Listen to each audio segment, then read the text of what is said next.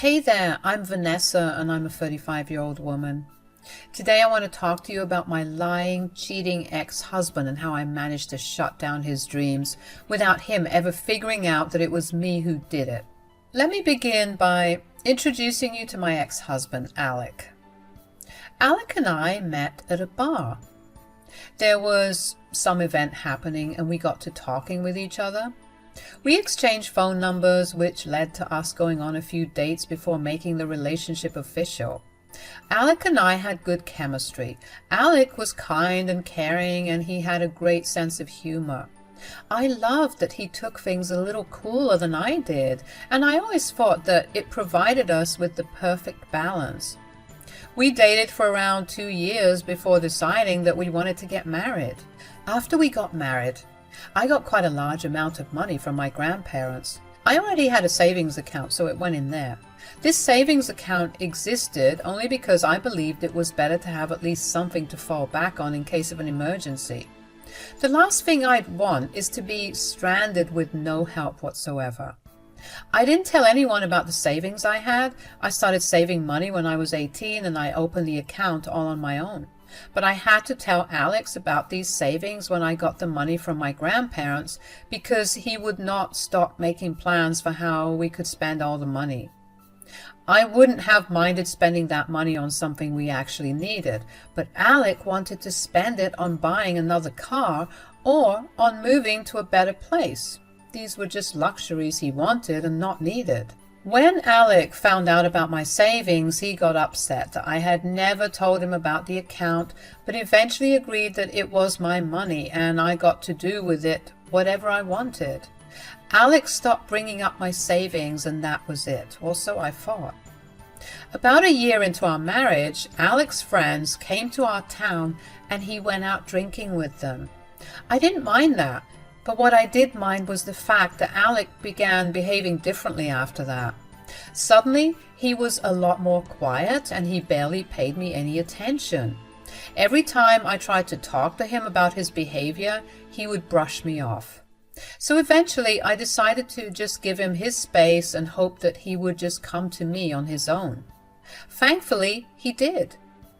Something's been on my mind and I need to talk to you about it. Oh, what is it? Remember how I went to meet some of my friends 2 weeks ago? Yes, you've been different ever since that night. Well, my friends and I got to talking about our dreams and how far we've gotten with achieving them. Oh, that's nice. What was your dream? This is kind of embarrassing, but I've always wanted to own my own restaurant. Really? I don't think that's embarrassing at all. Really? You think so?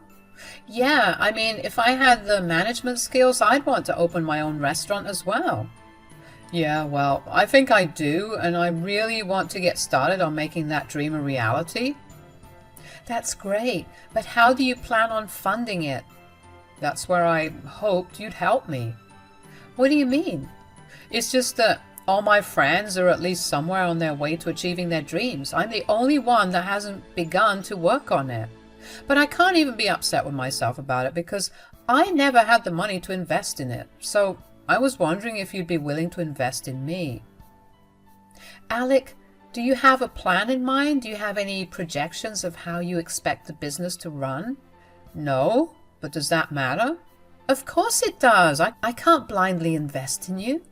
Why not? I'm your husband and you have a huge amount of savings. Just because you're my husband and I have money, it doesn't mean that I should just spend all that money on something that I don't even know will succeed. Are you trying to tell me that you don't believe in me at all? I'm not. All I'm asking is that you give me a concrete plan to invest in. I don't want to invest in literally an idea. So if I come up with a good business plan, you'll invest in my business? It will definitely raise the chances of that happening. But that's enough about that for now. How about we eat dinner? Alec was upset that I wasn't readily accepting to spend my money on him. But what was I supposed to do? These are large amounts of money that I can't afford to lose. Not to mention, I saw the way that Alex spends his money. He has absolutely no care in the world when it comes to money. That is why his parents cut him off financially and he was broke at the end of each month, despite making a little more money than me. Alec was curt with me for the next 6 months. It hurt to see that Alec didn't see where I was coming from and that he was willing to treat me differently just because I didn't want to spend money on his dream. But 6 months later, Alec came up to me with a business plan. He planned to open up a pizzeria and planned to make it a fancy, family-style dine-in area. I was impressed, although I didn't think it was still a good idea. So when Alec asked me how I liked the plan, I told him as such. How do you like the plan? It's not bad, but I don't know if it's smart to invest right now. What do you mean? Weren't we just talking about having kids? I was kind of hoping to use the money I have as a fallback for our kids. You're valuing our non-existent kids over my dreams? I'm just being logical about this. Besides, a lot of your projections seem like a stretch. And our locality has enough pizzerias. It'll take you a while to break even. Look, I'm just trying to do the best with what I can. I'll expand the menus and find the best sellers to source my ingredients. I promise I'll make it work. I believe you, I do, but this just seems a bit much, no? Why don't we wait a bit and we'll make that decision? Do you not believe in me? Why are you not investing in me? I do believe in you. I just don't think this is a smart decision. How is it not a smart decision? You have no experience in the restaurant business. You've never been around people that have their own restaurants. Maybe you should try and get some hands-on experience first. This just seems like you're coming up with stupid reasons to not invest. If you don't want to invest, just say it outright. It's not that. It's just a large amount of money for me to invest in something that may not be as successful as you hope. But isn't that what we're supposed to do as spouses? We support each other no matter what. Sure, but that does not mean that I support you when you do something wrong, right? So you think what I dream of is wrong? You're twisting my words. I love you and I want to support everything you want to do. But I can't do that if it means that we're jeopardizing our future. The money in my savings could be used as a fallback if either of us begins struggling. It could be a part of a college fund for our children. The point is, that's a large amount and I'm just not comfortable with using it to fund your business. What if I gave you shares in it? I expect to have shares if I'm going to invest. You know what? Why don't you give me some time to think about this? Please, this would make me so incredibly happy and I promise that I will not make you regret it. Okay, then let me draw up the contracts and we'll figure it out from there. So you'll do it? I might. Let's just see how things go with the paperwork. I felt like I was making a horrible decision, like my gut was screaming at me not to invest in him. Not because I didn't love him, but because he had no idea what he was doing. But at the same time, he was my husband and I loved him. I wanted to support him in every way that I could. I also knew that I couldn't do that at the cost of myself. So the next day, I went to a lawyer friend's place and asked for their advice. They helped me draft up a contract for how things should work when I invest in Alec. If there was one thing I knew for certain, it was that I was not going to be the only investor. So I sat Alec down and told him that he needed to find another investor. He told me that he spoke with his parents and they'll be willing to have some stake in the business. I was glad that it got out of the way. We worked on all the legal aspects and I made sure that none of my terms had any loopholes that could be exploited. I know I sound like I never trusted Alec to begin with, but the truth is, I've seen how business changes people. It's happened in my family and the last thing I'd want is to be screwed over if things go south. Anyways, after we signed our contracts, we found a place that we could buy to set the restaurant up. Over the next year, there were renovations and a lot of research on suppliers and employees. Eventually, we had a grand opening of the restaurant and it was gorgeous. I actually was hopeful that things would go according to plan. The business did well for exactly 10 months before things started to go south. Alex stopped paying as much attention to things. The food coming out of the kitchen always tasted bad, and the customer service was terrible. Even though I wanted no part in the business, I wanted Alec to still have his dream, and I didn't want any of my money to go to waste. So I stepped in and took over. I did everything except for the cooking of the food. I cleaned the kitchen, did the admin work, did the accounts, was the HR, managed the front of the house, managed the kitchen, you name it. I did it. And I juggled that with my day job. I was being stretched absolutely thin. Alec and I began to fight a lot as well. I would get so mad at him for not doing anything in his own restaurant, and he would always tell me that he was having a rough time mentally. Eventually, I just gave up and waited for him to feel better or until I broke even so I could sell the place and move on. One day, I came back home early because I wasn't feeling all too well. The stress was catching up to me and I just needed to rest. But when I entered the house, I could hear the sounds of a woman coming from our bedroom. My heart shattered when I opened the door and saw my husband in our bed, sleeping with the waitress in our restaurant. She squealed when she saw me and ran into our bedroom. Before I could help myself, I asked Alec what was going on. "What is this?" Hey, this is a bit awkward. You're cheating on me? With your employee, no less? She was there for me when you weren't. When was I not there for you, Alec? When? I mean, you have to admit that you've been a bit absent as of late. Yes, because I've been busy managing your restaurant. I did all of that only for you to cheat on me with someone who works for you at a restaurant that I paid for. Well, what do you expect?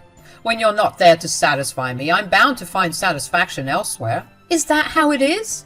You found satisfaction in a woman who's 10 years younger than you? You were just as pretty when you were younger. You just let yourself go recently. Are you actually being serious right now?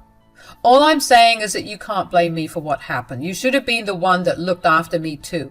You neglected me, and I found attention where I could. I'm not your mother. Why am I responsible for looking after you? You're a grown man. Do you really see no wrong in what you did? I may be a grown man, but I am a man that has needs. Needs which you weren't meeting. You can't pin the blame on me. That's absolutely crazy. Do you even care that you ruined our relationship? I mean, kind of. Kind of? Kind of? I sacrificed everything for you. I gave up everything I had just to make sure that you got what you wanted. Does that mean nothing? That's the only reason I feel bad. I mean, I kept my promise about making sure the business never failed, but I did make you regret it in the end after all. But then again, you let me down too, so we'll just call it even. How is that even close to things being even? You've crapped all over everything I did for you and all over our relationship. The least you could do was at least show some remorse. I would love to feel some remorse, I do, but I guess that I've lost feelings. And I believe I deserve better than this. I just did what I had to do. You couldn't have had this conversation with me before cheating on me? Did you have to break my heart this way? You defiled our marital bed and you feel nothing? I'm sorry, I guess. You know what? You're right. I'm the idiot for ever believing that you'd be capable of thinking about anyone but yourself. You're a disgusting man who can never see or accept why he's wrong. Right. Get all of this out of your system. I'm going to go now, but I hope you know that you're making the worst mistake of your life. I could barely think straight. I walked in on my husband cheating on me, and he had the nerve to not even apologize or feel bad for it. He tried to lob it off on me, and for a second, I actually did feel like I was the one at fault. But the more I heard him talk to me nonchalantly, the angrier I got. I couldn't believe that it was so easy for him to just throw away our years of relationship, all because he had some needs that had to be taken care of. The excuse is also just so pathetic. None of the men in my life had ever cheated on their wives because their needs weren't being met. I rushed out of the house with a bag full of my clothes and some essentials. got in my car, and drove away. I didn't know where I was going, but all I knew was that I was going to go as far away as possible from Alec. I ended up driving around the city for about an hour before finally going to stay with my parents. They welcomed me with open arms and gave me a shoulder to cry on. They were very upset that Alec cheated on me and didn't even feel sorry about it. They wanted to have a word with him, but I knew from experience that it would go nowhere. The only place it could go was my dad giving Alec a black eye. But thinking about my dad hitting Alec, I suddenly had an idea. I knew the perfect way to get rid of him. Since I owned half of the company and his parents the other half, I decided to sell my part of it. I knew all about the ins and outs of the restaurant. I knew that Alec wasn't correctly recording the figures just so he could bypass some fees and taxes. The best time to strike would be now because I'd get my money back in full. Alec's parents were more than happy to buy out my share. They had no idea about what was happening, and I didn't want to be the one that broke it to them. Once I got all my money back, I made an unknown tip to the health inspection office and informed them of the filthy kitchens and unhygienic conditions of the kitchen. I knew for a fact that if it wasn't for me, that place would be infested with all sorts of things, and mold would be growing wherever it could. The last thing I ever wanted to do for Alec after he showed no remorse or guilt was let him enjoy the fruits of my labor. I was going to make him pay. In the meantime, Alec signed for a divorce and we decided to have everything split equally. I signed the divorce papers and I was officially done. About a week after I called in the tip, I finally got some news, and the news came to me from none other than Alec. I ignored his calls initially, but then I gave in and picked up. "Vanessa, hi. Don't hang up on me right now." "Why shouldn't I?" "Look, I'm in some big trouble." "I don't see how this is a reason for me to not hang up on you." "Please, just hear me out." "I'm giving you 5 minutes. Make it quick." "I was not at the restaurant today and I got a call around noon that the health inspectors had come to visit the restaurant based on an anonymous tip. Ooh, I bet that the state of the kitchen was definitely not okay in their eyes." "It wasn't. And I should have listened to you, not to mention I hadn't been reporting the correct income, so I got slapped with fraud too." "I would say that I was surprised by your actions, but you really showed me that you were capable of anything." "You don't have to keep beating down on me. I already feel like crap." "I still don't see why I needed to get a call about this." "I wanted to tell you that the restaurant is getting shut down because there were just too many health code violations. I have no money to my name. I'm flat out broke. I need your help." "Hard pass." "What? You can't just say hard pass and go." "Alec, name one good reason why I should even consider helping you." "We were together for 6 years. You knew me better than anyone else. Don't you feel even an ounce of sympathy for me?" "I thought I knew you, but I didn't. I think that was abundantly clear. I have no sympathy for you whatsoever because, like I told you last time, I find you disgusting. Besides, this is all your fault anyway." "I get what you're trying to do here. You're throwing the same things I told you 6 months ago in my face. I'm sorry for saying all of that, but I really need you to be a little mature right now." "I am very mature right now. If I wasn't, I wouldn't have stuck around to listen to the rest of your sob story." "How are you not freaking out? You invested in my business and you're going to lose a lot of money." "Oh, sweetie, I sold my shares to your parents who were more than happy to buy off your entire company." "You did what?" "Yeah, I didn't want any ties with you at all." "They're going to be so mad. What have you done? You have to help me out now." "I don't have to do anything for you because I don't care about you. You are nobody to me anymore. I wish you nothing but luck with figuring out where to go from here on. Bye." I couldn't believe that not only had my plan worked, but Alec had no idea that it was me who orchestrated the entire thing.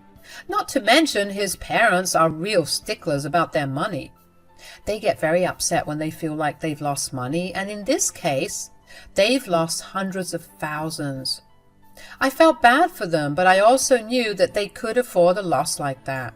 Also, I knew for a fact that they would disown Alec, or at the very least refuse to help him out after his big blunder. I mean, what would he say to them? That he was a cheat and a fraud in both his marriage and his business? They'd throw him out for sure, and I was looking forward to it.